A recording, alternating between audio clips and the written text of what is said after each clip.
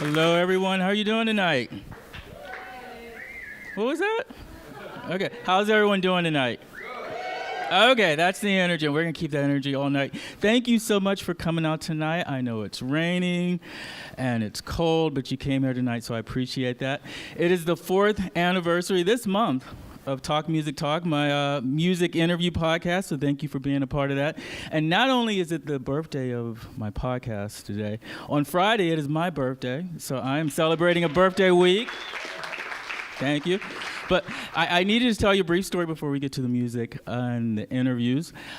4 years ago when I started the podcast, it was July, and I was having a dark night of the soul moment. Anybody know what I'm talking about? Anybody? Okay. So I'm on my knees at night praying, tears streaming, just wet with tears and all that stuff. And I didn't know what I was going to do. Every night I was unemployed. I was paying $600 to sleep on a futon. What else? Depressed. And 2 days later, I'm on Facebook, which I had not been going on Facebook because, frankly, I just didn't want to see other people's joy. Does anybody know about that? Okay, so for better or worse, 2 days later, go onto Facebook, and I see an ad for MNN, Manhattan Neighborhood Network, and they were having informational meetings, and I'm like, oh, remember that dream you had to have a talk show? So there was a day session and an evening session. I'm like, I'm going to be there for the day session. I'm going to be there all prepared, notebook, and get my life going, right? The time comes to go. I got into my head. I didn't go. Stinking thinking, well, I've never hosted a talk show before. Boys, who do you think you are doing this? You know what I'm talking about, right? Anybody know about that? Okay. So then I felt so bad. I'm like, okay, well, you have to go to the evening session. You can't do this again. So I go to the evening session, get all excited about it, and I'm like, well, what kind of talk show? And I'm like, well, you love music, but then you got to have a staff to put together a show. It's a whole process. You got to take classes. Well, I'm thinking, well, I love podcasts. What if I do a podcast and it could be connected to the TV show, but I can do that on my own because you don't need to have anyone else to do that. So that night, sitting there at MNN was the idea for Talk Music Talk, though I didn't have a name yet for it. So in that time, it's been 174 episodes and great guests. 3 of them you will see tonight. I've interviewed them, so you should check out the podcast, talkmusictalk.com. It has been a wonderful experience. It has been something that has pulled me out of depression because at least for that hour when I would go to interview people, I didn't think about being depressed. It was like very joyful. Going to see people's shows and just the best 4 years and one of the best things I could have done. And I'm very happy to be able to share this with you tonight. So thank you again so much for coming out. And it's going to be a great night. First up, this artist, I saw him perform at Come On Everybody in Brooklyn, and I was blown away, went to meet him afterwards, and I was like, I got to have him on the podcast. And just an incredible artist. He did 2 or 3 songs on the podcast, a special TMT performance, and just kept in touch with him, and I wanted to have him be here tonight for a part of this great event. When I met him, he was going by the name of Nutshell, and then that was going to change, and now he is going by Grandkid. Dan Cleaterman, we're going to find out why he's going by Grandkid, because he didn't know during the interview. So without further ado, here he is, Grandkid, Dan Cleaterman. Enjoy. Thank you, boys. Your story is kind of a decent segue into the first song. I don't think I realized that the first song I'm going to play is kind of about depression, I guess. It's about many things, but I feel like that feeling that you're describing is actually a lot of where this one came from. It's called Mornings. Do you hear the bass? Not that much? Yes. We'll get the guitar will happen.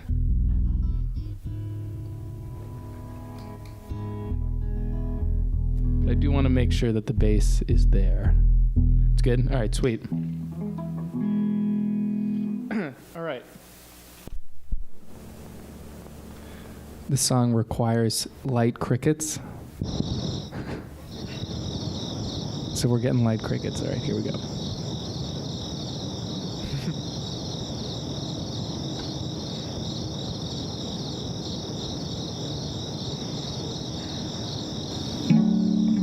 Morning confuses me, Guess I'm not very neat. It's been nearly 20 weeks. Time to go back to sleep. I need to pull the trigger.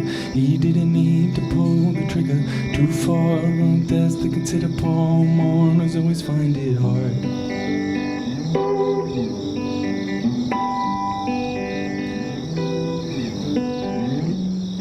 Figured out who to be. It's hard to believe these are epiphanies. This is the air that I breathe and celebrate with an endless scroll. Easier than ever to forget your mold. Nothing sealed can ever grow. To tomorrow the day again.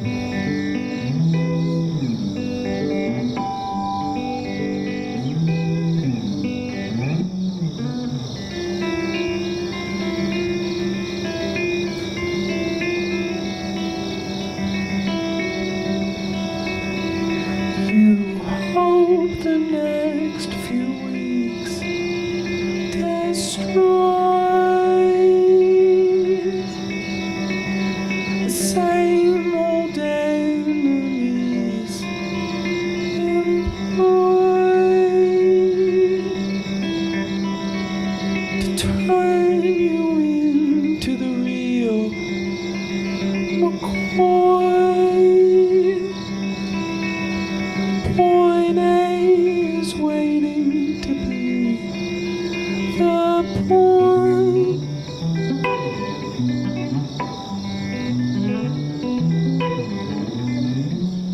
I know that you don't think I'm right about your wing. Take flight and you will sing why I left leaning in and out of cover.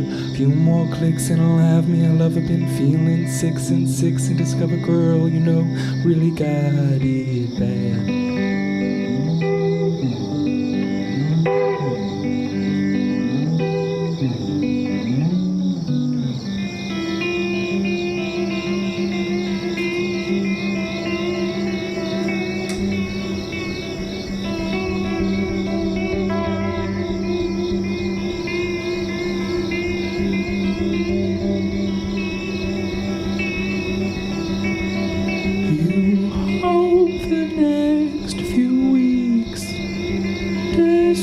Destroys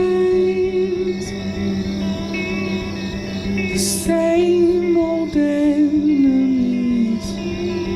employed to turn you into the real McCoy. Point A is waiting to be the point.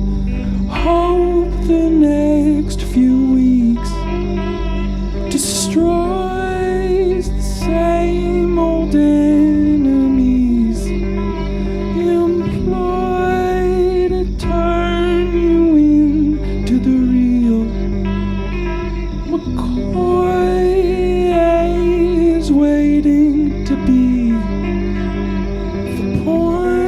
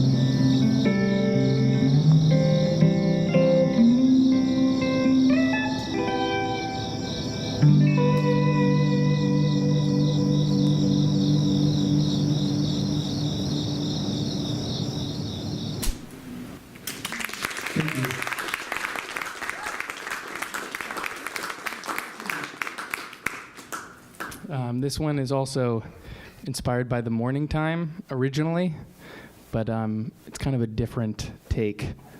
Less depressed. This one's less depressed. I think you'll see why pretty immediately.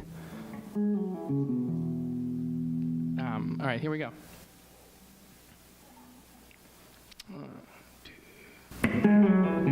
Sun's coming up and I'm going down, and I don't feel like getting up right now,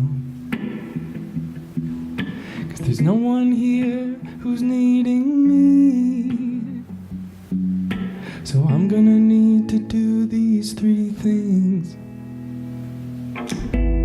coffee, whiskey, and weed.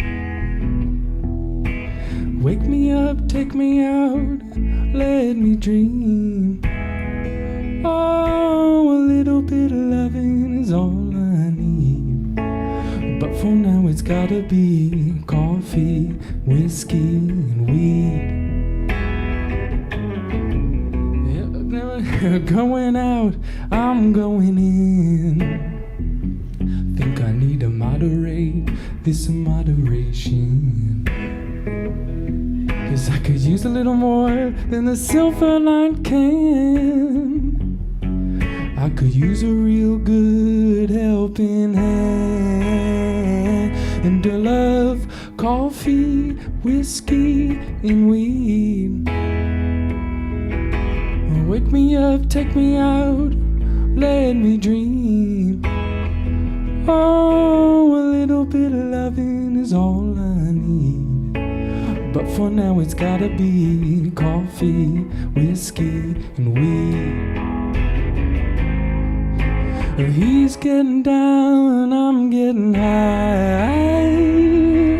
It's a lonely life on this other side. And though I know I'm ready for the next big thing, in the meantime I gotta grow my own grass green with my coffee, whiskey, and weed. Wake me up, take me out, let me dream. Oh, a little bit of loving is all I need. But for now it's gotta be coffee, whiskey, coffee and whiskey, yeah. Coffee and whiskey and weed.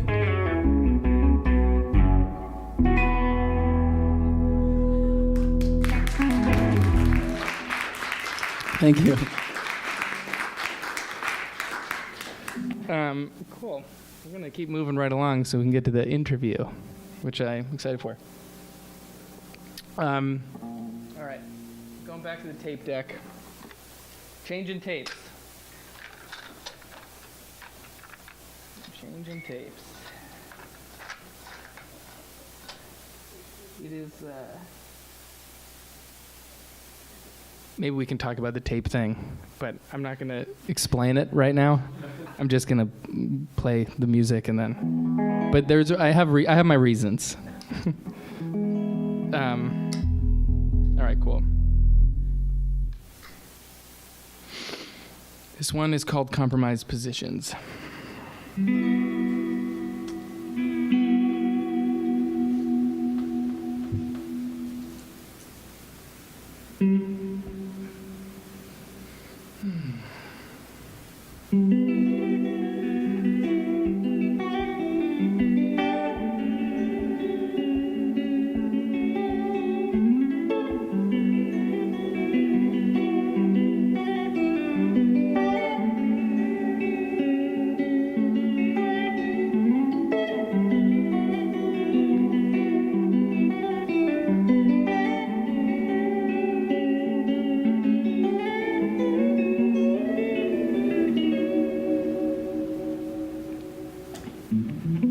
I just can't seem to rememberize. Remember I must have told her once, 1,000 times between the sides.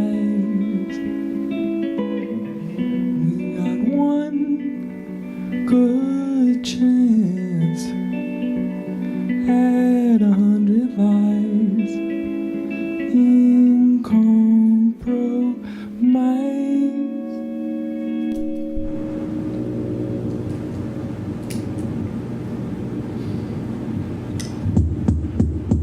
Positions.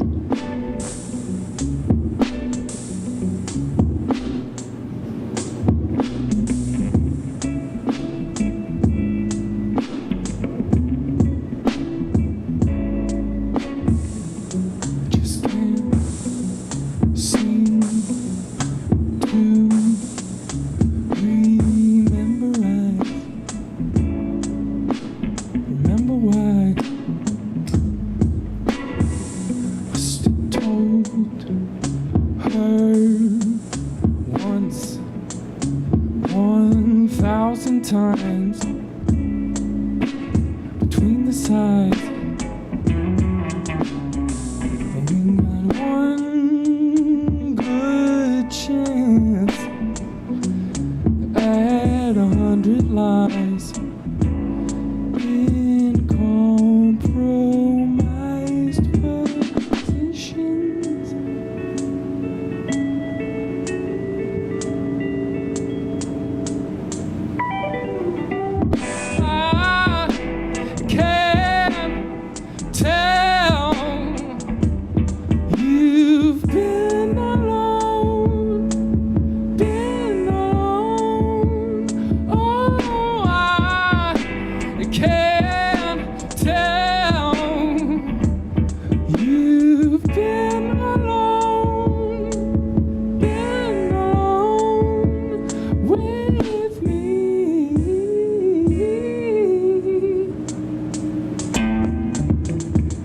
Doubt will make it.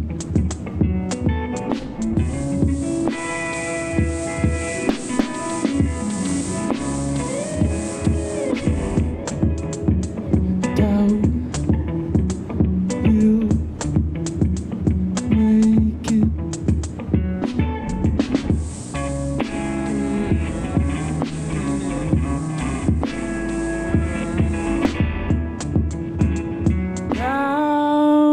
will make it. Just a matter of time.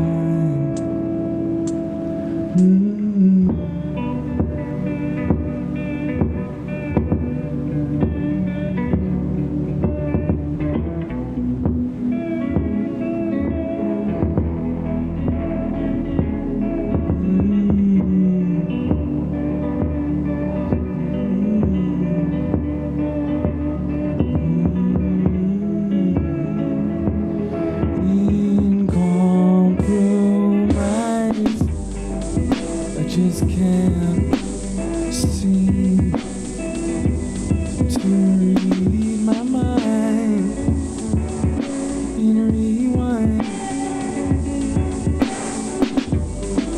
I must have told her once, 1,000 times. There were 1,000 signs, yeah. We got one good chance and one more try in compromised conditions.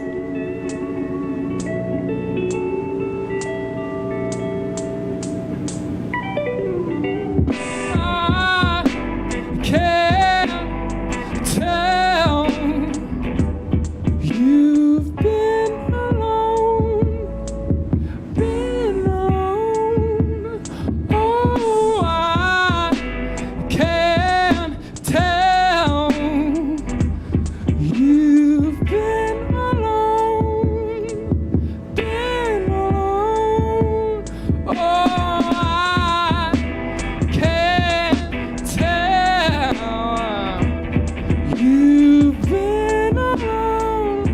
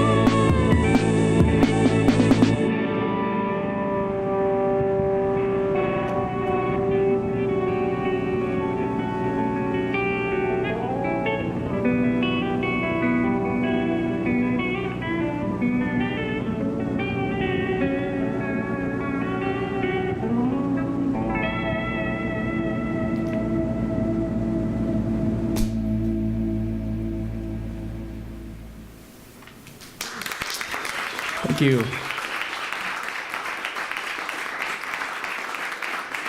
Thanks very much. I have one more for you. Also kind of changing feel, vibe. This one is, I guess I could tell this story in a number of ways, but what comes to my mind now is that it's kind of about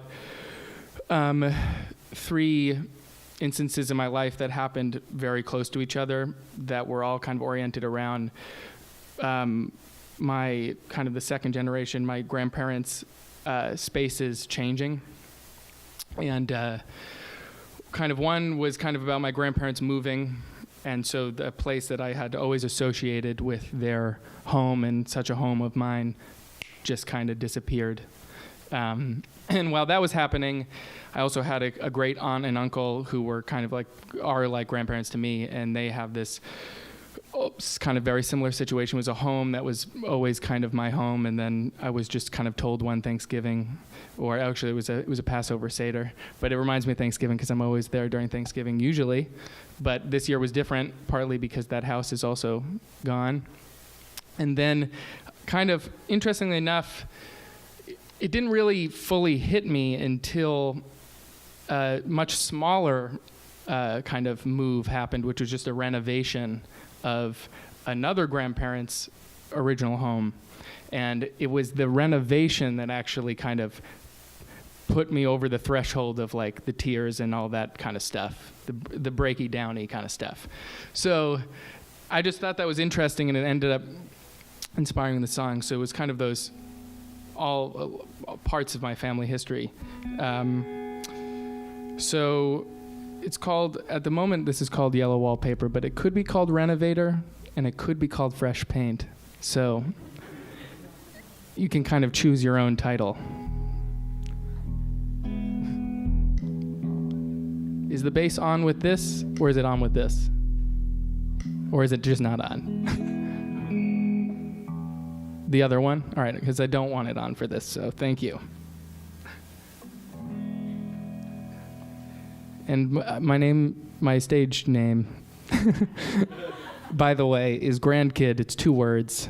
Well, we're going to talk about this, I'm sure. So, all right.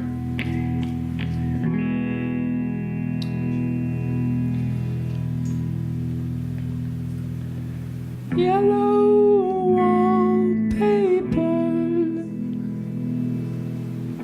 you make me blue. Is this the last time that I see you?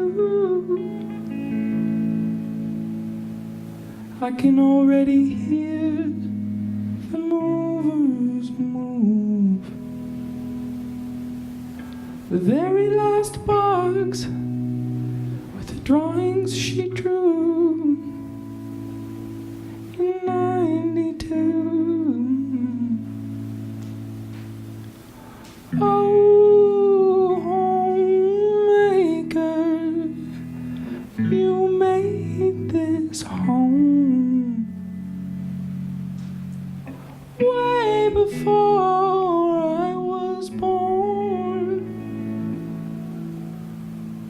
I never thought you could ever change, but nothing wants to stay the same these days. Fresh paint, so strange, so renovated. Can you see? This room's for the living memory.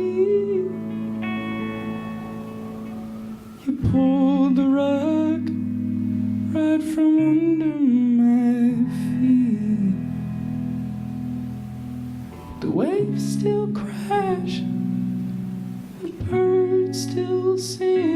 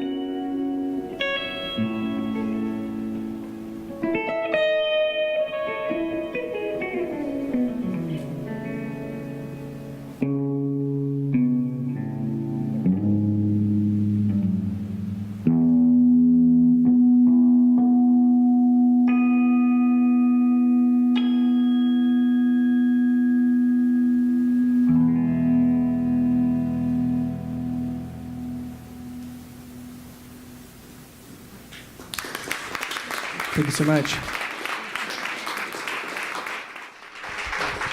I don't know where to begin. Do we start with tape decks? Do we start we with the want. name change? Okay, let's go with the name change. Name change. Okay, so you were Nutshell, Yeah. and then you And I changed it. Grandkid. I was thinking about it today, and I do feel like the name. I think a lot of people experience difficulty in choosing names, I would imagine. But for me, it was similar to how I feel about like tattoos.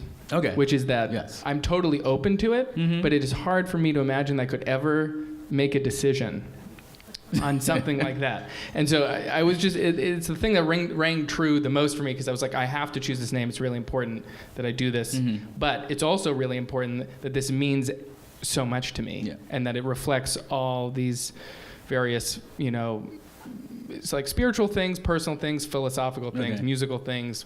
It's just a lot. Okay. But I am very happy with it because it took time, but I feel like I've arrived at a Okay. thing. And I will tell you, it's kind of a two-part story. Is that okay? Yeah, sure. All right, sure. cool. Well, what was wrong with Yeah. Nutshell? Oh, all right. I didn't have a problem with Nutshell. I but- appreciate that. Sure, sure. I appreciate that because a lot of my friends did. Yes, I remember you saying that. Yeah. Some of them are here today. No, some of my friends, almost intervention style. I think we talked about this Yes. back in our first interview. Yeah, almost intervention style. Where like one friend in particular was like, I just think it's a barrier of entry. I just don't think I think you could do better from a name. And so I basically just listened. That was kind of my thing. I was like, all right, maybe it can be better. And I do feel like what I'll get to in a second is that essentially what I liked about Nutshell is there still. And I guess what I'll say about that was like, I wanted to be kind of an everyday word. And I wanted to feel a kind of interiority and exteriority thing. And that was just one thing that was important to me. And Nutshell did it, and Grandkid also does it for me. Yeah. So that's the Nutshell thing. Okay. In a nutshell. In a nutshell. It was actually an old name from an old band that I was in, and it was a name that was thrown around back in the day. So I always, and I liked it. It just resonated with me, and I was like, all right, I'll hold on to that. And then when I kind of started writing some of my own songs and stuff like that, that's what I went with. That was the Nutshell story. Grandkid, though, basically throughout my whole life, my family has told me that there was a grandmother who I never got a chance to meet, who I would have really connected with, and that she was the one. This is my dad's mom, and she was the one who kind of had the musical thing. Also, the other lefty in the family, and so I don't know the whole. Are you lefty too? I feel like we talked about that. Yes, I am. Very much. But anyway, so that was also kind of floating around, that I felt like I had this connection with this family member that I never got a chance to meet, and she died tragically in a car accident a few years before I was born. Okay. So that's always kind of been there, and so I was playing around things with her name. Her name is Frances, and I was like, what can I do with this kind of feeling of belonging that I have with this person? But that is kind of the backstory, because senior in college, my sister got me a kind of odd birthday present, which was a call with a psychic healer. Okay. And I was skeptical, but it was a present, so it was kind of like, all right, I have to be open-minded and get on the call. So I did it, and it was kind of, it was striking, because this person, I also should say at the time I was taking music seriously, but I wasn't sure where it was going to go in my life, and I felt some tension existentially around pursuing it, and I felt it for my family a little bit too. My dad is completely the reason why I got to music the way I did, via the guitar and all that stuff. But he also, for my whole life, was like, music is best as a hobby. Okay, like a plan B. Yeah, or C. He was like, great hobby. It's like the greatest hobby you could ever have. And I was like, okay. But in the back of my mind, I was like, this is kind of like compelling to me for a life. So anyway, get on the phone with the psychic. The psychic is like, really immediately was like, oh, I get the sense that you are a musician. And that was like kind of striking to me at the time, because I didn't really know if I identified necessarily. But then it got funky, because she was like, your parents on your dad's side are gone, your parents on your mom's side are alive. It was true. Okay. And she was saying that I had this connection with this grandmother that I was always told I had a connection with. And that's when it got a little intriguing to me. I guess I'll put it that way. So then she went on to do the kind of crossing over business where she was saying how your grandmother wants you to know that your dad will eventually kind of support you, that his the pressures on him growing up as a man were different, and he didn't feel like it was avenue. She went in the whole bit. Anyway, and you couldn't Google this stuff. No, she couldn't Google it. She could not Google it. And I did double check with my sister. I was like, did you tip her off? Yeah. And she was like, no, I did not. Okay. You never came up in conversation. Like, it's totally random. So anyway, and she was kind of encouraging me via my grandmother, who I had this connection with, to follow the musical path. So I think I was, still kind of skeptical, but over time, it made an impression on me. And so when it came time for the name, and I was scribbling around in my notebook for a year, what felt like a year, I think it was, for names, and I had Grandkid came up because I was playing with the stuff, and I tested it with some friends, and it immediately got good reactions. They approved. And so I kind of lived with it for a bit, and then it stuck. That's the first part of the story. The second is really fast, which is just all the reasons why I like it. Has I like it as 2 words because the kid part is really important to me in terms of I did get music as a pretty young person, and it was I just feel connected to my kind of early performer self and the vulnerability of being a child. Yeah. Which I feel like is so much what I feel almost a responsibility in terms of songwriting to push that stuff forward. Yet, the grand part is also important to me, which is like the artistic brain, the curator part, the making the production, making it into a vision that stands up to recordings that I love, and just like those 2 worlds. I could talk about this for a long time, so we'll just stop it there. No, so with the psychic, was that instrumental in you like forging ahead? Like how big a part did that play? That's a good question. Like where did the courage come from? I think in speaking of the kind of thing about his courage, I think it gave me a little push. I don't think it would have changed anything. Yeah. But it gave me, I think it gave me feeling of faith, actually. I think it helped me develop a sense of faith in a musical path, and I do come back to that moment a little bit sometimes. Do you have to reaffirm the faith? Oh yeah. Okay. I feel like how does that happen? I feel like over the last year of my life, I've started to articulate the fact that I practice faith over certain things, which is kind of odd to me. I'm not a very religious person, but I guess I am in a certain way.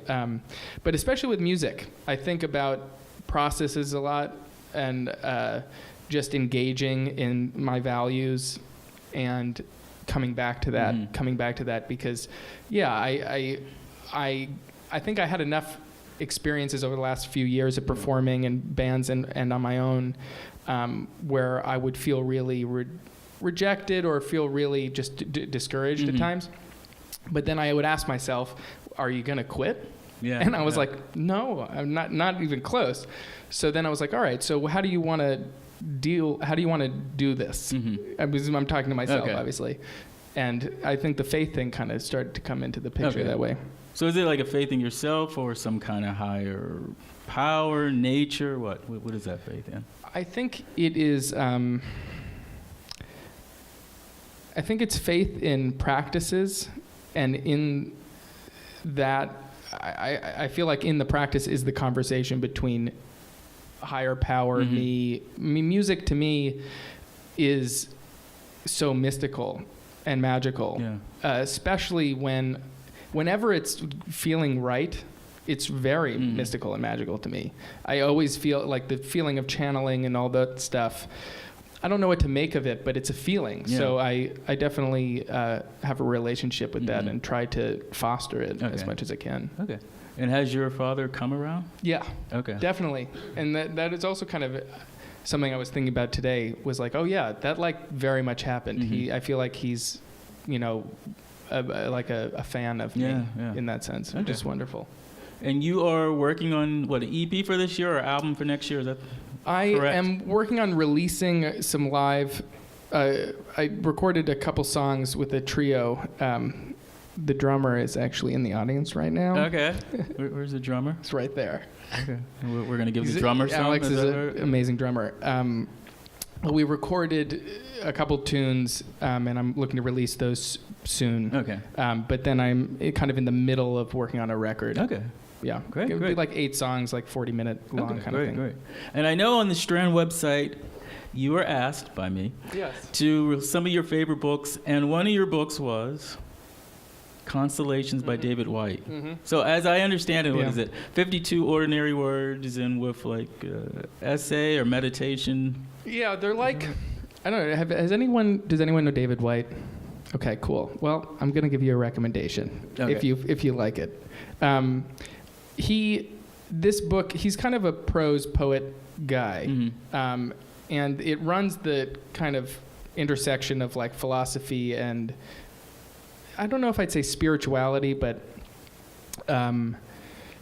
anyway, I guess in describing this book, he takes common experiences of humanity, Mhm. whether it be, let's say, pain, heartbreak, or procrastination, or self-awareness. I'm just some of the ones that are coming to the top of my head.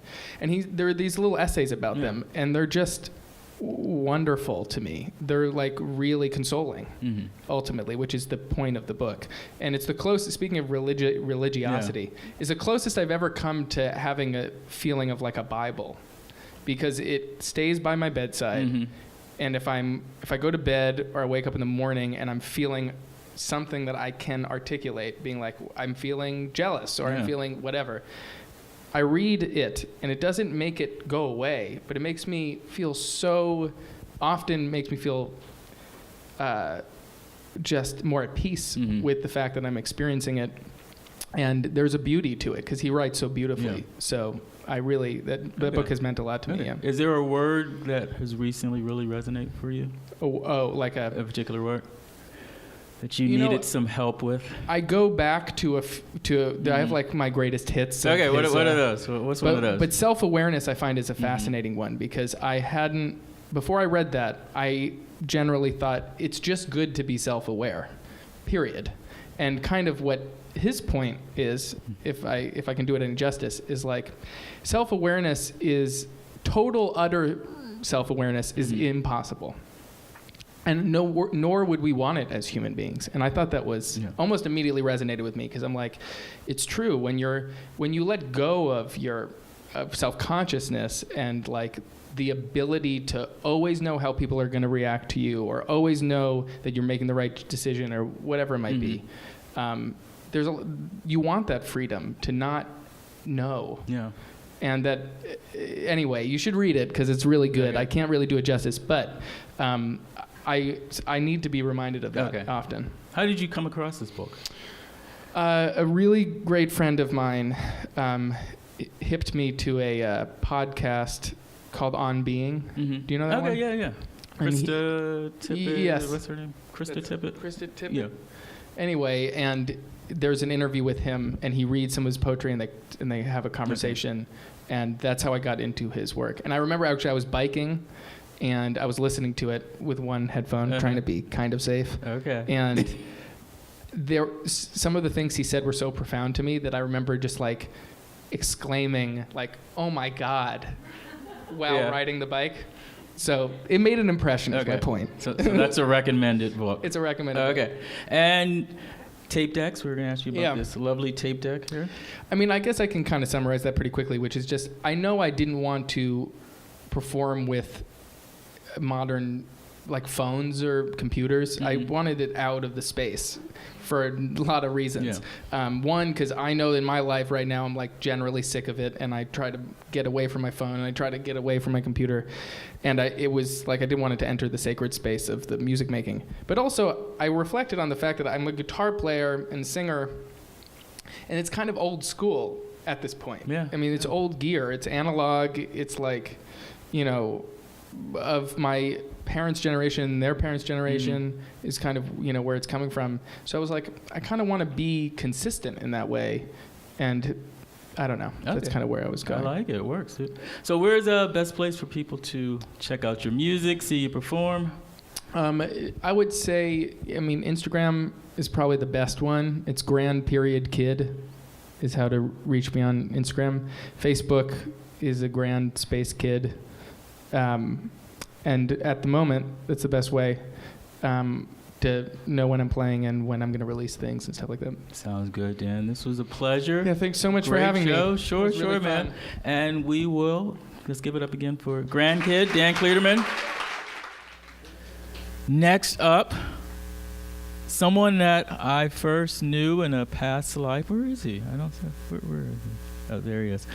We used to work together at Barnes & Noble in Chelsea. That was another lifetime. And I remember he was doing his music then. I've followed him through the years and have watched him just grow and grow as an artist. His last album, Grace Upon Grace, came out last year. He is currently working on a new album. Solo project is called Public Speaking. His name is Jason Anthony Harris. And you are going to... We'll act like you're not there. We're just going to... And just a side note before I introduce Jason, not only are these people just talented artists, they're just really nice, wonderful people. So again, I'm just happy to have them a part of the night. But here it is. Here he is without further ado. Public Speaking. Enjoy.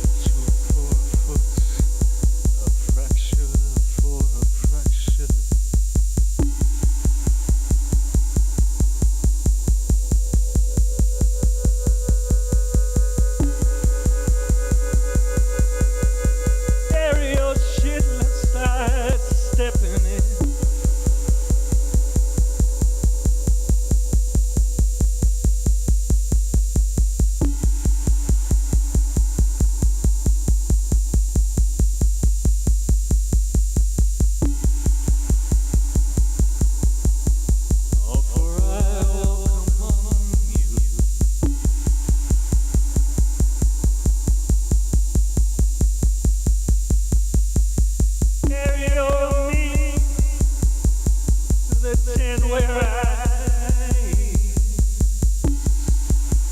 'Cause I walk among you.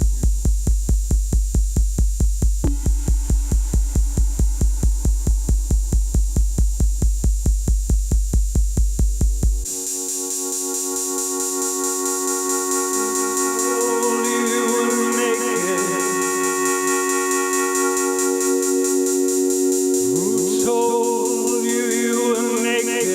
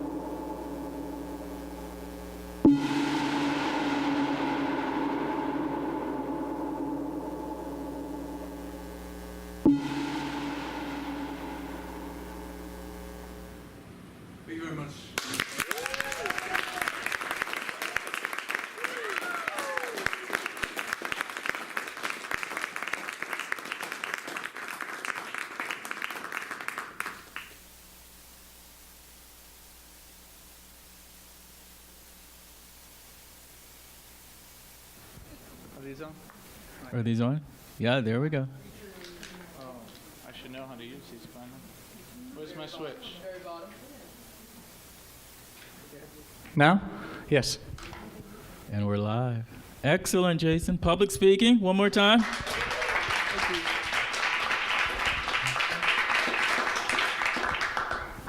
I feel like when you don't speak in between songs, right? So are you conceiving this as a suite or as opposed to song, speak, song, speak? Yeah, per set, Okay. depending on where I'm playing and how long I expect to play or Mhm. something. Yeah, I conceive of the transitions and all. I write those, Okay.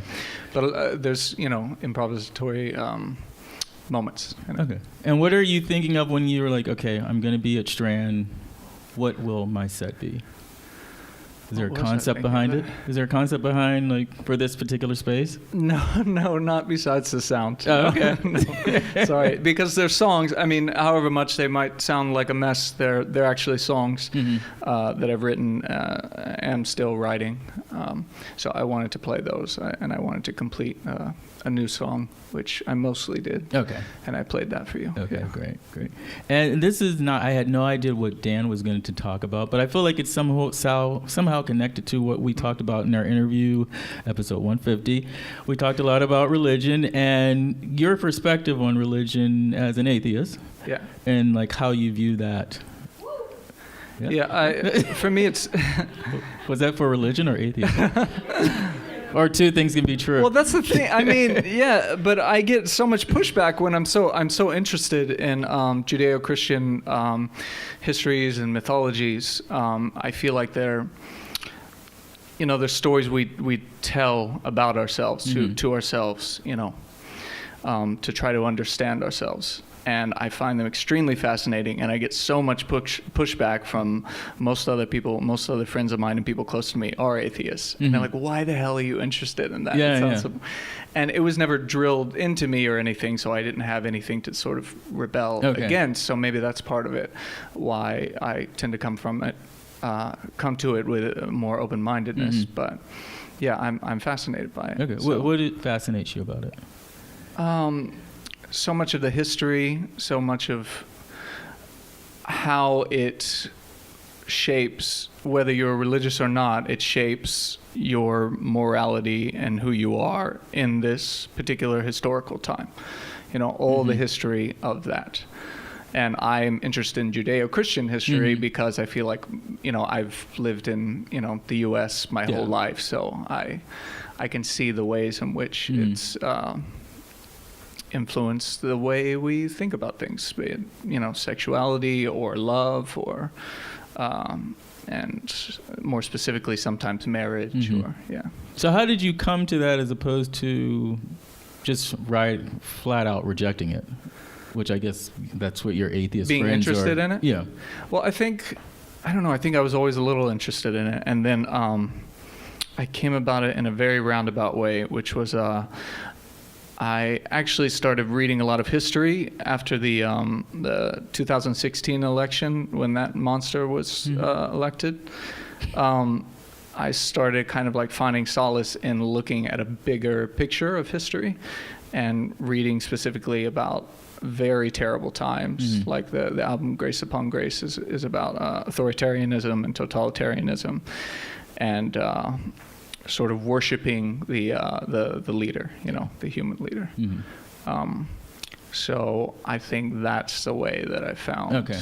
Yeah, that was my end. Okay. And I believed I Drawing asked, those parallels. Okay. And I believed I asked you a similar question during the interview, but Yeah, I as probably it- had a better answer than. Okay. I don't remember the answer, No. but how do you find? It's really weird to play a set and then to talk afterward, just in case you've never done it. It's really weird. So how do you? I think I asked you, like, for a lot of people, My brain is religion scattered. is something of comfort, right? Yeah, Or I a guess higher so, power. right. So yeah, of course. for you, like, how do you? Yeah. Or do want, you find you comfort want, in? you want meaning and you want love and Mhm. acceptance, and there's also you're afraid of expiring and not existing Mhm. anymore. And what was Or like, where do exactly you find comfort or solace? I find none Okay. in the relationships that I have. Okay. Yeah, in the relationships I have with my wife, with certain members of my family, that's where I find Mhm. solace. In friendship, and like our connection, Yeah. specifically. Mhm. Yeah, for me, it is that, like, if you remove religion and belief, you still have the starting point, which is like, if you weren't burdened by or enlightened by that history, then we arrive at this place where we're all here for an extremely short time, Mm-hmm. and we know that, you know, we're going to die. We're not going to be here that long. Yeah. We exist for such a little fucking blip, you know, and trying to find, like, using your imagination and your creativity and your empathy to be able to love other people Mhm. and to feel for them and to understand that they may be feeling the way Yeah. that you're feeling, Okay. and maybe just as lost and scared as you are. You Mhm. know, it's sort of like we're, you And know, that you don't in this necessarily together. need religion to. For have me, those I type don't. of- yeah. You know. Okay. Are you ever like sort of like a dual closet? Because, okay, so your atheist friends may be like, okay, why are you reading this? And then the way that, say, a general Yeah. culture feels about atheism that you may not want to Right. speak. Your feelings, your mind. Yeah, I always feel. I never feel like I fit in anywhere. I'm always in the middle. Yeah, that's in so much of my life. My music, I never know exactly where to put that. I don't know what category to put my beliefs in. I use atheist because it's easy to Mhm. talk about. But you don't.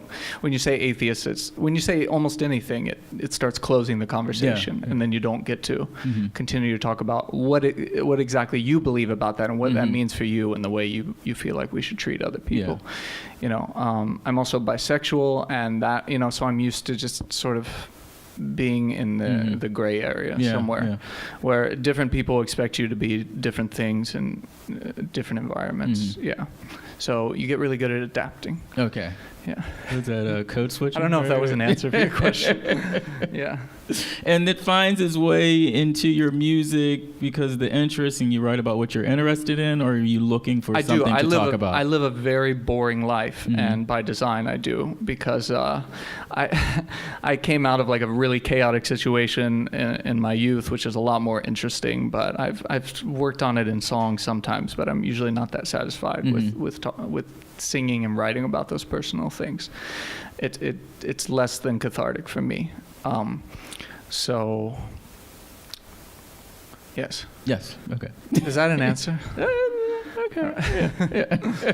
So the last album, Grace Upon Grace, deal with a lot of these issues, and the way you feel is the upcoming album is a continuation. What you're working on now? Well, the other album was a lot more political, and Mhm. it was dealing with more specifically that worship of other people.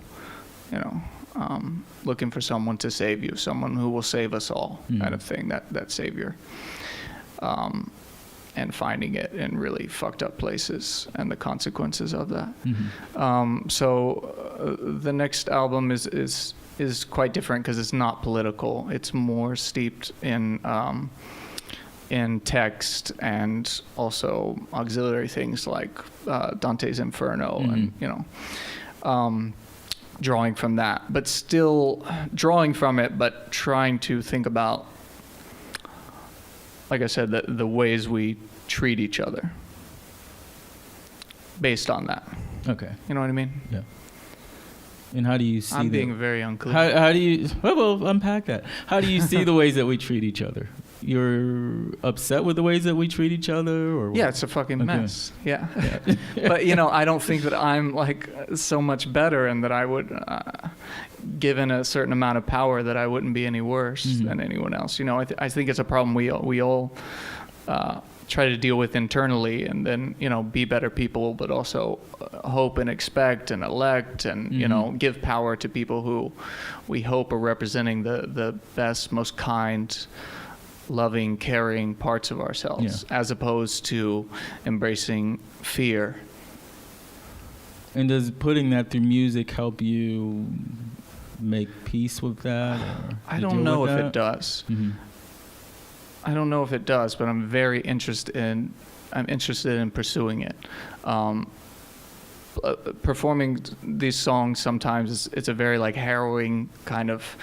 It's not a nice place to Mhm. be in, but it's a very expressive place to let myself be in. Okay. And do you have to get into a particular mood before you perform? Yeah, Or I like state to of be mind? alone a lot, Mhm. so I try to just not talk to people. Okay. Yeah. And that's kind of hard to do. It is. Yeah. Yeah. Well, let's talk about your some of your books you had on your list. Sure. On the Strand list. Do you, Yeah. you remember what they were? Do I need to tell you? There was Some of them. 5 books of Moses. Yeah, Okay. that's great. That's by Robert Alter. Yes, It's that is correct. It's a translation I feel that like he I'm on a did game of the show. 5 books of Moses, drawing from different Jewish texts Mhm. and Septuagint, I believe. There's so much of this. I'm such a dilettante, really, because I didn't study. I just study it on my own for the purposes of songwriting. Okay, that's okay. But it's really brilliant, and the annotations are so fascinating and give you some insight into how people might have lived or what they might have been trying to get at in certain really confusing places in the text. Okay. You know, And then you have as much as possible. okay, Origin of Satan. Yeah, Okay. that's another. Yeah, that's On a lot brand. Of, a lot of Yeah, that is on about the 4 Gospels. It's by Elaine Pagels. Yeah. She's a great religious scholar. Really fascinating. And then we got, I won't be able to say his name, Captive Mind.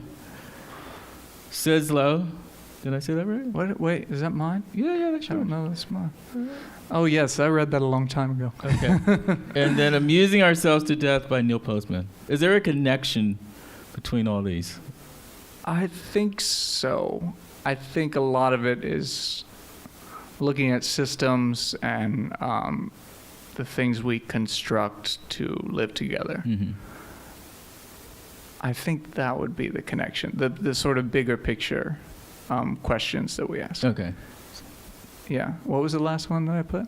You Amusing put Ourselves- Amusing Ourselves to Death by Neil Postman. Oh, if you've never read Amusing Ourselves to Death by Neil Postman, it's incredible and will give you a ton of insight, or you'll just nod along to our current political, socio-political environment. Yeah. It's a really brilliant book.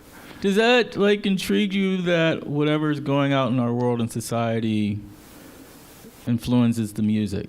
That if we had a different president, you would be making different music now?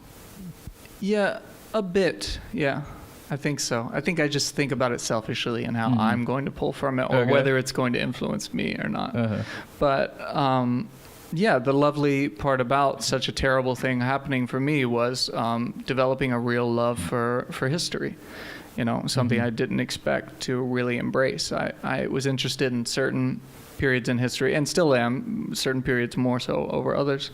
But yeah, it's been like a new fun interest, even when I'm reading about terrible things. It's Okay. really fascinating to me. Okay. So what is the process? Like you'll read something, you're taking notes. I take a ridiculous amount of notes. Yeah, way more than you could ever write a song about. Okay. And I draw from that, and then I try to, filter it through some of my own experience. And yeah, it's No. inspiration. I'm not. Okay. I mean, sometimes I'm quoting it directly, Yeah. but I'm trying to put it maybe in a different context that makes it speak differently. Mhm. And you start off on the piano, if I remember correctly. Is that right? I do a lot of stuff on the piano at home. I have a guitar that I sometimes work out stuff on. It depends on the piece. Yeah, sometimes I just start with a percussive idea.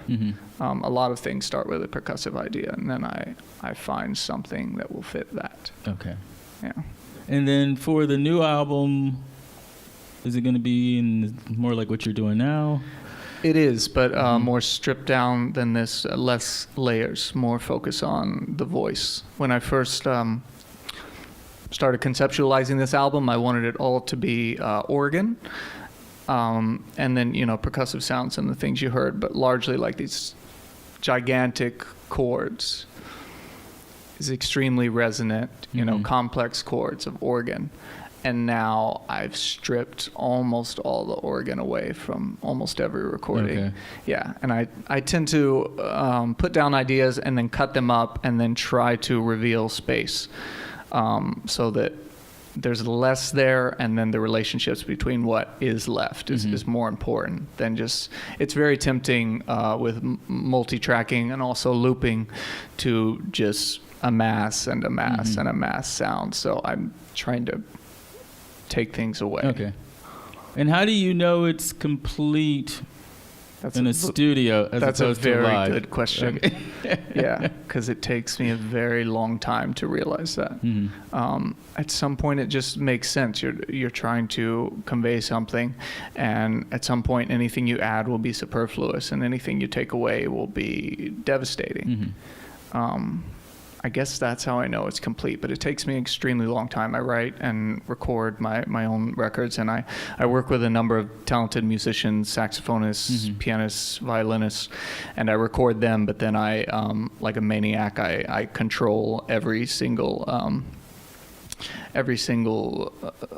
fraction of a second that they play, and sometimes I manipulate that and cut it up and move it around. Okay. Yeah.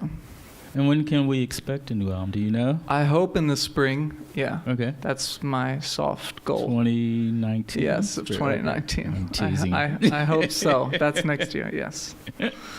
And best place for people to keep up with what you're doing online? The best place, there's all the places. Yes. I The think usual all the suspects? places. Yes. Yeah, all of the Facebooks and the Instagrams and all those places, yeah.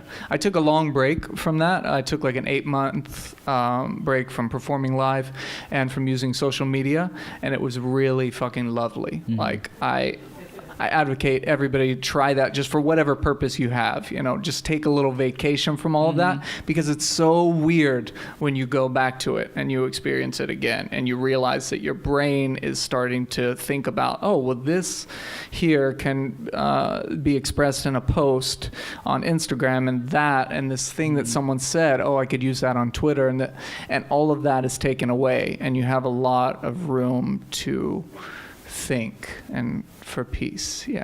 So what Space. prompted Again, that? Yeah. What prompted that? Where were you at before you?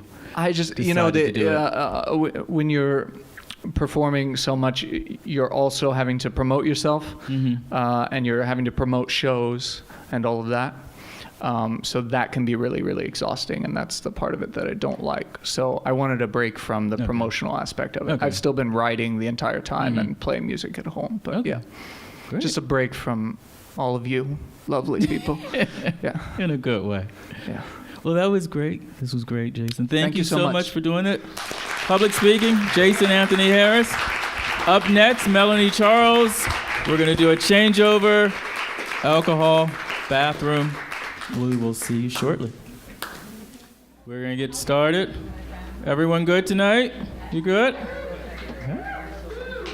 Up next, you know, there's this weird thing. Sometimes it happens. It's maybe a woo-woo spiritual thing, but I sometimes can tell that how well an interview is going to go from the emails. So what happens is I send them an email with telling them about the show and what I'm looking for, and I can tell when they respond back that it's going to be a good thing. And I can say that with the next guest, I felt that immediately it was going to be a wonderful interview.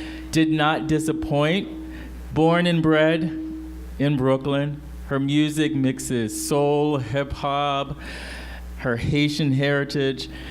Again, another nice person. I just love what she's doing. She had a wonderful write-up in the New York Times back in August. She's killing it, always. Here she is, without further ado, Melanie D. Flower. Charles. Take it away.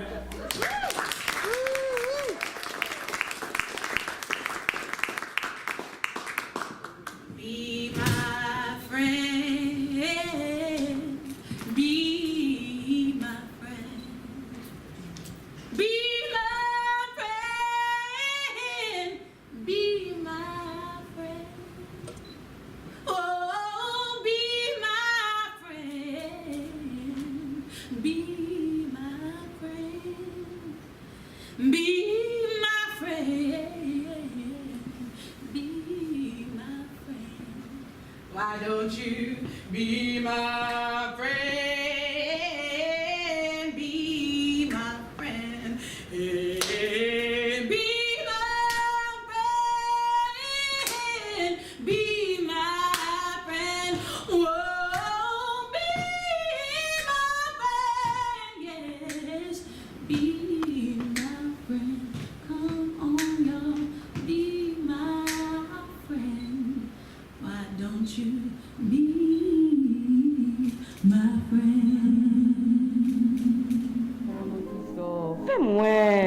Econotiso, Femuel, Econotiso, Femuel, Econotiso, Femuel, Econotiso, Femuel, Econotiso, Femuel, Econotiso, Femuel, Econotiso, Femuel, Econotiso, Femuel.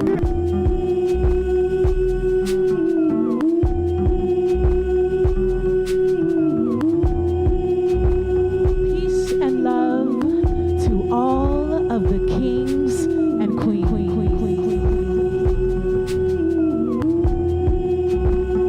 Welcome to the world of the girl with the green shoes.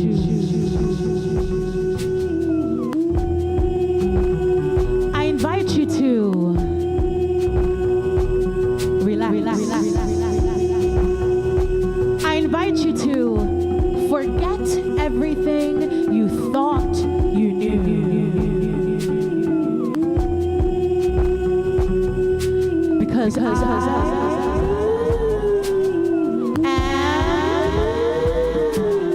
your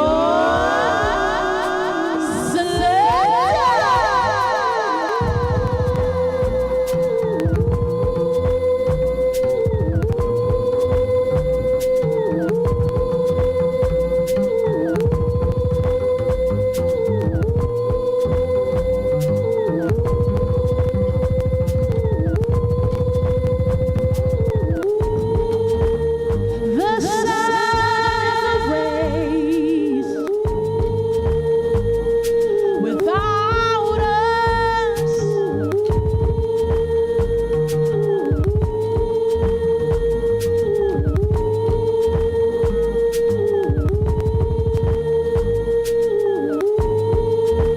I hate that warm breeze without us.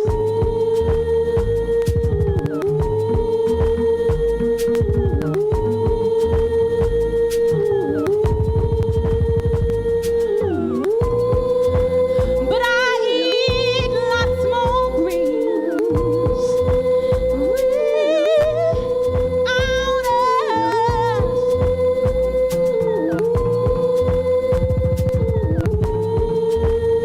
Jokes are no fun without us.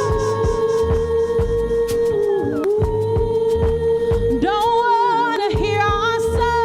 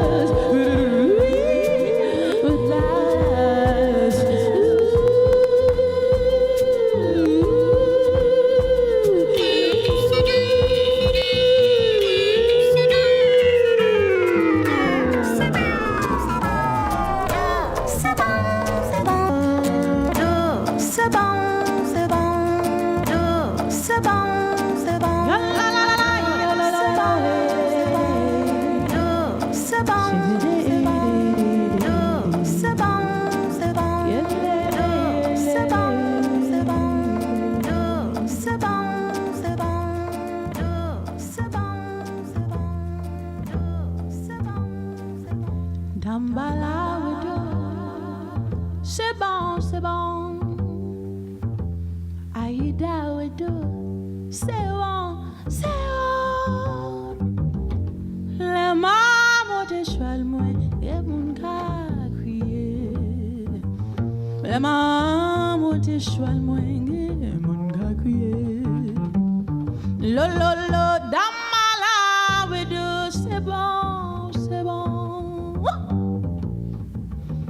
Aïe daouette, c'est on. La maman te chouan moi, moun ka crier. Les mamans de chouan moi, moun ka crier. Les mamans de chouan moi, moun ka crier. Les mamans de chouan moi, moun ka crier. Lo lo lo, dans ma langue, c'est bon, c'est bon. C'est bon, c'est bon. La maman te chante moins que mon cas crier.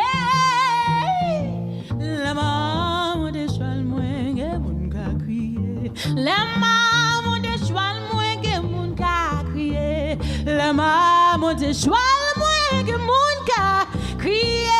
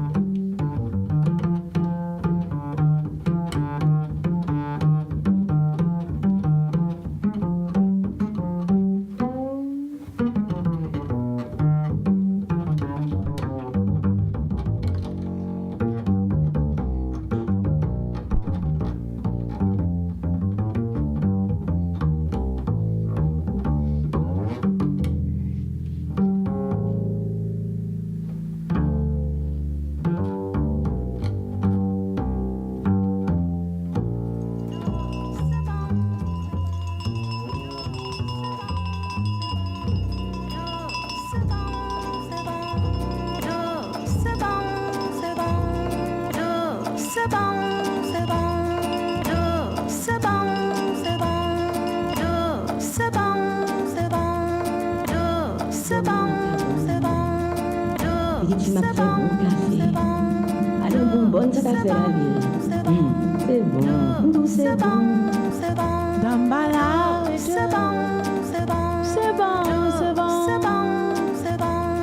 Aïda, c'est bon, c'est bon, c'est bon, c'est bon. La maman est chouette, mais mon gars crier. La maman est chouette, c'est bon,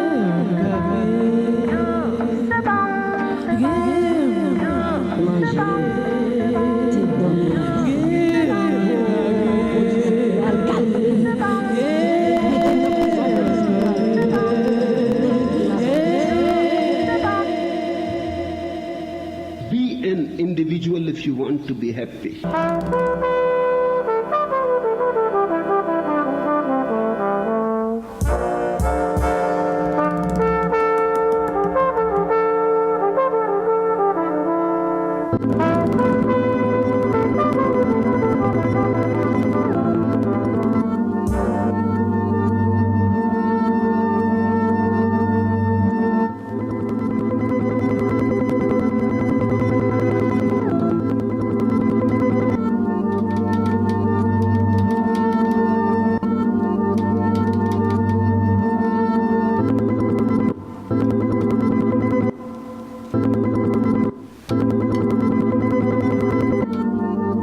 Remember that your deepest responsibility is towards your own being.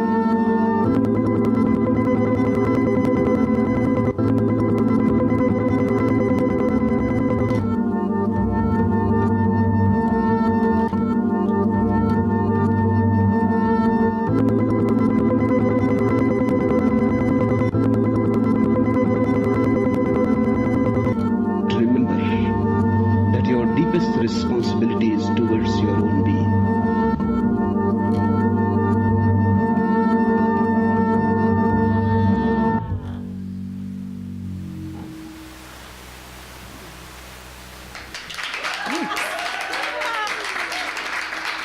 How does it sound? Is the sound okay out there? All right, cool. For once in my life, I am not the strangest act on the bill. and I love it. Boyce, thank you for curating such an interesting lineup of artists and creatives. It's really an honor to be in front of you right now. So get up for Daniel Winchell on the upright bass.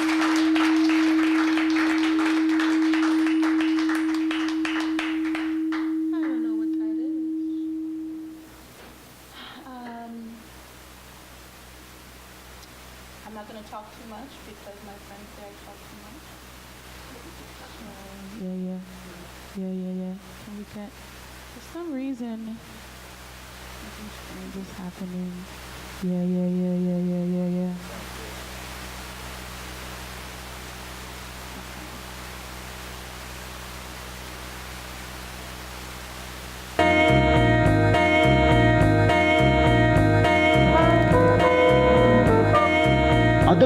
Otherwise, not.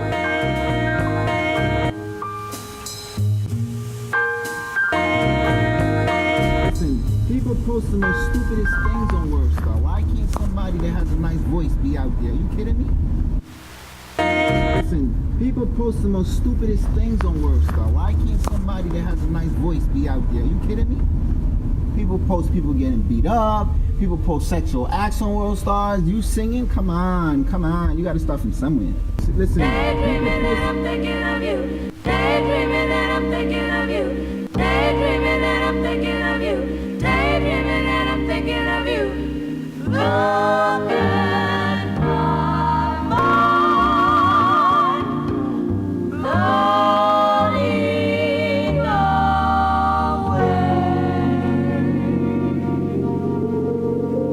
He's the kind of guy that'll say, hey baby, let's get away. Let's go someplace, where I don't care. Don't. He's the kind of guy that you give your everything, your trust, your heart, share all of your love till death do you part. No. I wanna be what he wants when he wants it and whenever he needs it. When he's lonesome and feeling love-starved, be there to feed it.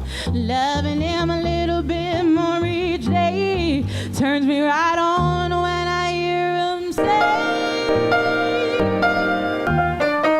daydreaming that I'm thinking of you. Daydreaming that I'm thinking of you. Daydreaming that I'm thinking of you. Daydreaming that I'm thinking of you. Daydreaming that I'm thinking of you. Daydreaming that I'm thinking of you. Daydreaming that I'm thinking of you. Daydreaming that I'm thinking of you.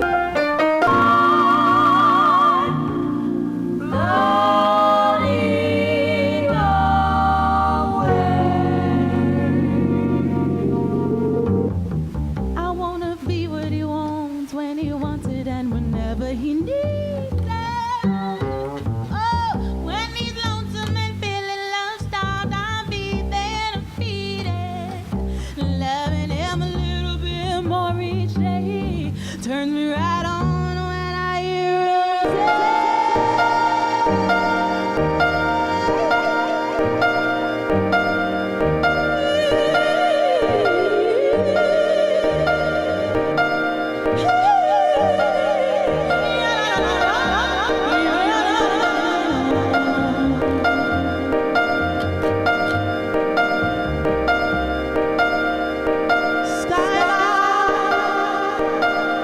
have you anything to say to me? Can you tell me where my love can be? Is there a meadow in the mist where someone's waiting to be kissed? Skylark, have you seen a valley green with spring?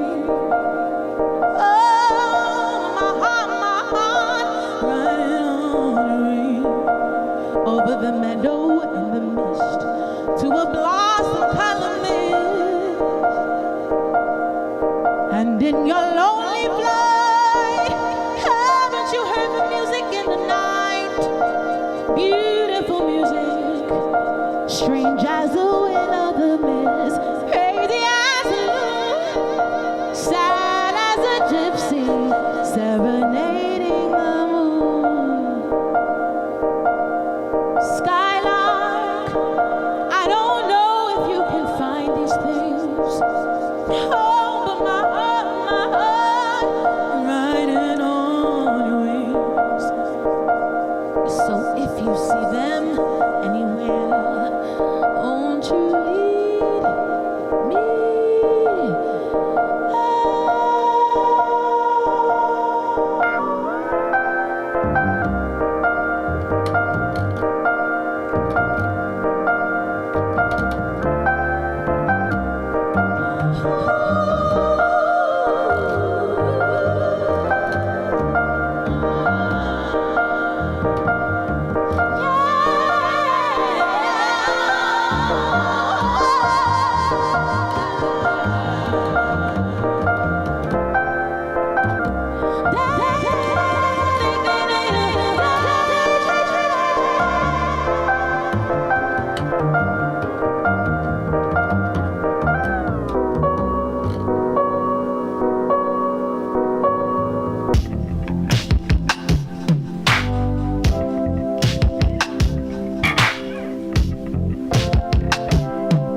I am from Brooklyn after all.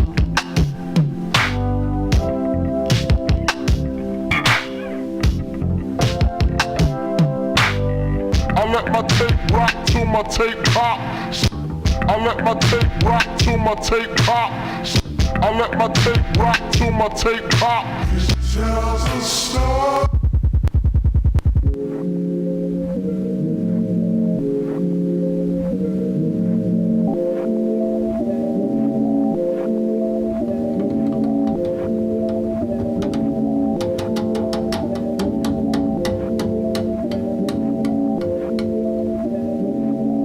My love has no bottom, my love has no top. No front, no back, my love won't drop.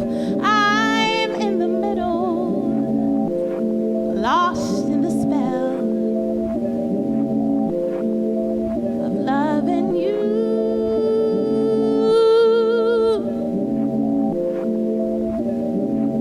And you don't know, you don't know, you don't know, you don't know how glad I am. My love has no beginning, my love has no end. No front, no back, my love won't bend. I'm in the middle, I can't hide. Loving you.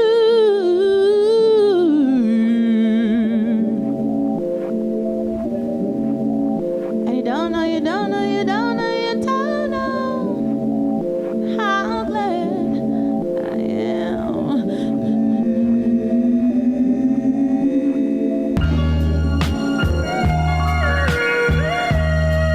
Ooh, yeah. I wish I were a poet so that I can truly express. I wish I were an artist so that I can paint a picture, of how I feel today.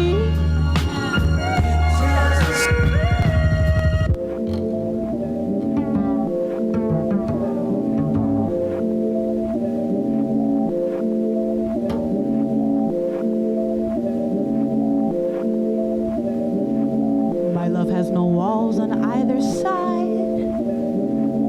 That makes my heart wider than wide. I'm in the middle,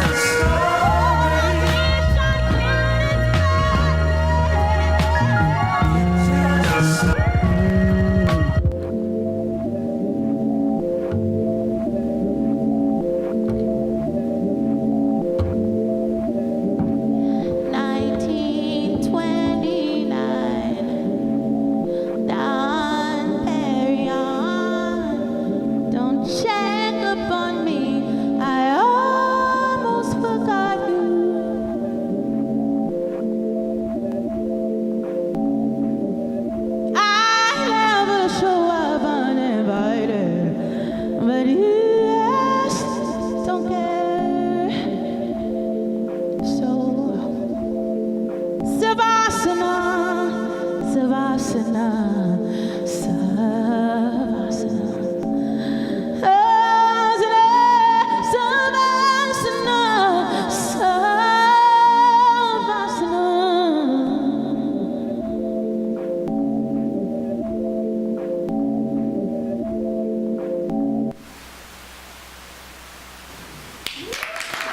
Thank you.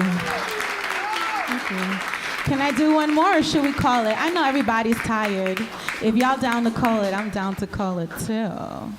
I did want to play a little flute for you, so I'll do a little quick little something.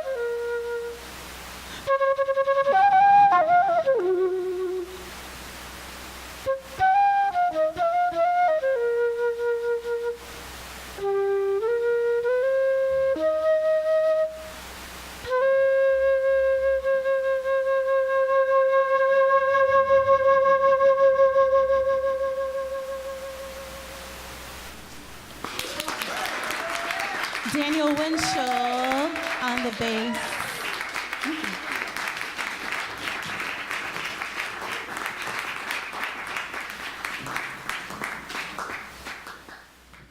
Yes, that was amazing. Melanie Charles. When you were like this one-woman band, plus Daniel, but I've seen you perform solo. Is this out of necessity or like, I don't have to worry about getting a band together all the time? Yeah, it started out that way. Around the time when I graduated music school, I went to the New School as Music Conservatory. Literally the day of my senior recital, I also released an album called Introducing Melanie Charles and the Journey, and it was like, to me, it was like my statement of I graduated and here's my album. You know what I mean? I don't know how I pulled it off, but I did. But the instrumentation was a 7-piece band, 3-piece horn section, guitar, piano, bass, drums, the whole 9.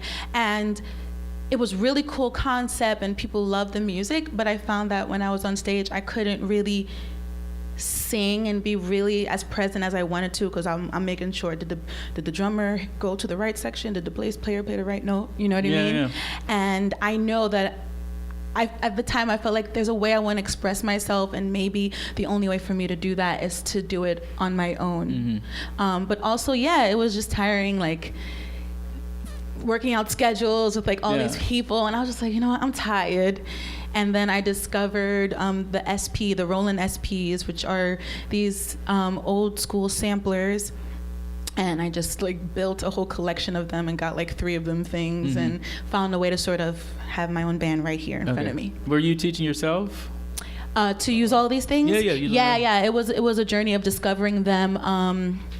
A few years ago, I connected with a cassette tape label called Dirty Tapes, based out of Brooklyn, and a lot of the beats and music that collective was making, they were all chopping music up on these samplers.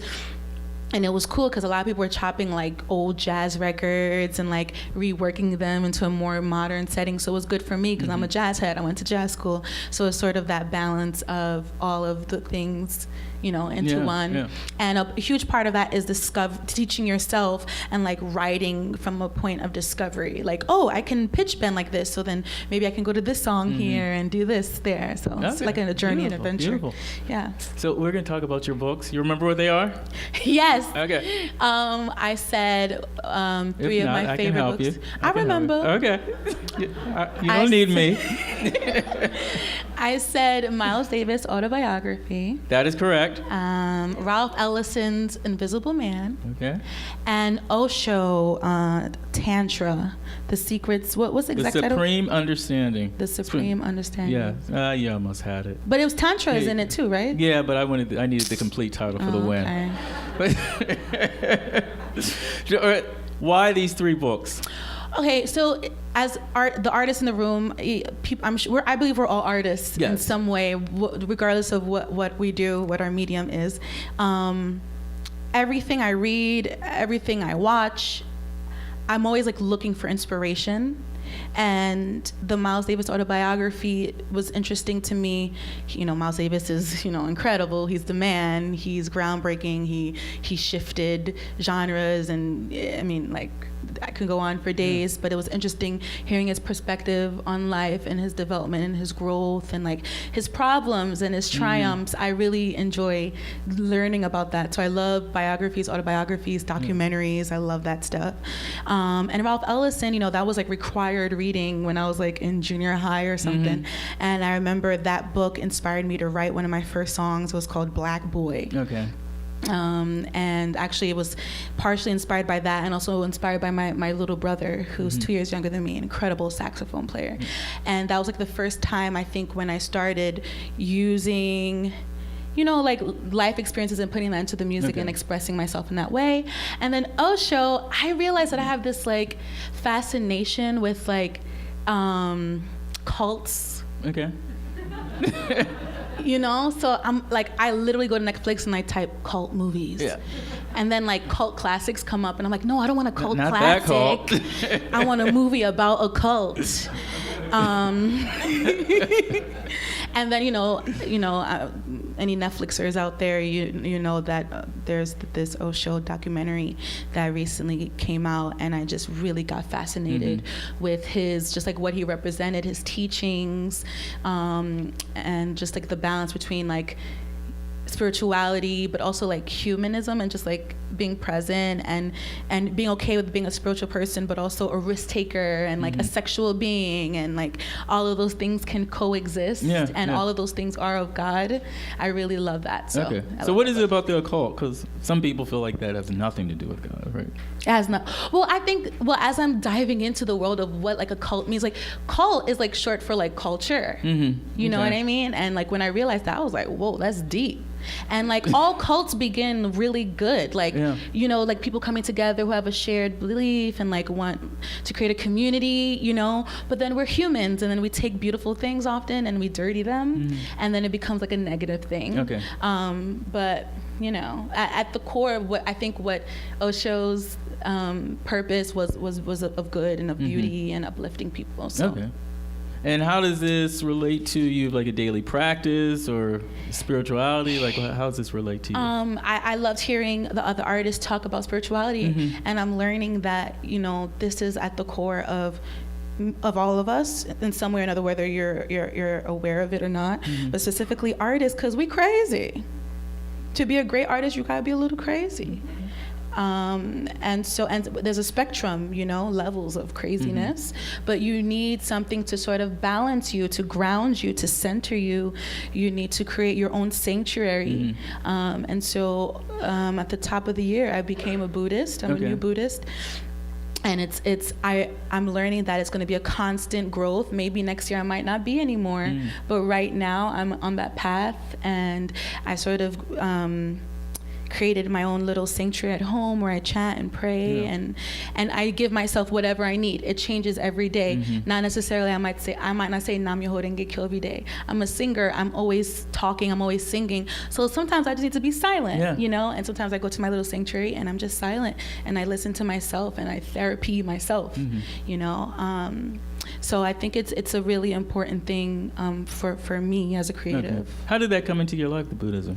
A friend of mine called me up out of the blue and was like, hey, I'm going to... Actually, a few years ago, I found out about Nam Myoho Renge Kyo from the Tina Turner movie. You remember that scene? Yeah. Has anybody ever seen it? What? Oh, y'all need to. Yes. Y'all need to see that movie. So that's a very sort of basic way of learning of Buddhism, but that's the way. That was the way I kind of heard of it, and I started researching and sort of lightly chanting on my own. And then at the top of the year, a friend was mine. Hey, you want to go to a session with me? And I said sure. And I went with him, and right away I was like, well, I really want to do this. And then I received Michael Hunton, and then it's been a journey. Okay, great. Okay. So is this going to find its way into your music? It already has. Okay. It already has. You know, I don't know, just in my being, which then also translates to the music, and to which extent I think that will evolve and develop. I'm really excited that I've come to a place where I'm not tied down to anything, and I'm giving myself space to just follow my truth and you know. It's all good. Yeah, you know what I mean? Well, that's the thing I felt from seeing you perform, that you feel very free in your art and your music. Is is that just in the art, or are you like that off stage? I'm just very obsessed with being myself. And if there is a trend that I like, I'm like, that's a cute trend, but everybody's doing it, so now I can't do it. That's literally how I've always been. Looking back, I'm like, dang, that's really been a thing. So the music that I make, I really want it to be an honest reflection of me. And I think I am that in my life overall. Yeah. I think I am one of a kind. Okay. We all are. I agree. You know? I agree. We all are one of a kind. And I mentioned in the intro that you were in the New York Times. They did a nice piece. How did that come about? Jean Grey. Are you familiar with Jean Grey? Yes, She's Jean incredible. Grey. She inspires me a lot, and recently has become a good friend of mine. And she really has been supporting me and appreciates the work that I do. And she was featured in the New York Times a few years ago, and they said to her, hey, do you know any cool artists that we should feature? And she recommended me, which is really sweet. And they came to my home and got to know me. It was a really well written piece, really beautiful. It was really touching. It's kind of experience when we did our talk. The way that you really dove into me and my and the work that I do. It's very interesting when people take the time out to do that, because a lot of people just they touch the surface, you know. So it's really cool when someone really gets into what you're doing. So shout out to you, boys. Thank you. So, what do you, 2019? Ooh. My too. We're hot. Yeah. 2019 plans, music, new stuff. 2019, I'm stepping my game up in the types of spaces in which I perform, the people that I collaborate with. Wearing more hats, being more of a curator and a producer, and just really being a through and through artist. I've been blessed to travel a lot and perform in different venues all over the world, and now there's going to be more of that, but also more focused on the more of this thing that I'm searching and finding.